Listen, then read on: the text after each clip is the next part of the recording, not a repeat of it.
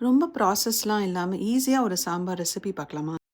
ஒரு பேனில் கொஞ்சம் ஆயில் விட்டு கடுகு வெந்தயம் தாளிச்சு கொட்டி கொஞ்சம் கறிவேப்பிலை போட்டு நல்லா பொரிஞ்சு வந்ததும் உங்ககிட்ட என்ன வெஜிடபிள்ஸ் இருக்கோ அதை போடலாம். நான் வந்து ஃப்ரோசன் ட்ரம் ஸ்டிக்ஸும் நூல்கோல் இருந்தது அதை போட்டிருக்கேன்.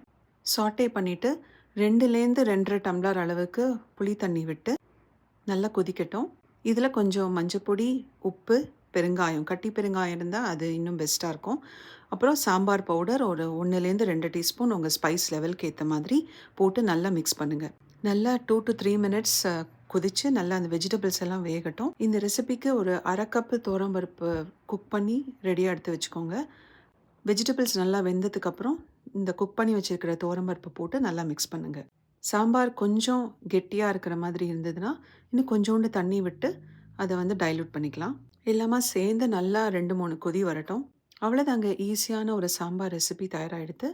ஹாட் ரைஸோடு சர்வ் பண்ணலாம். இல்லைனா எனி டிஃபன், இட்லியோ தோசையோ எதுக்கு வேணாலும் தொட்டுண்டு சாப்பிட்லாம்.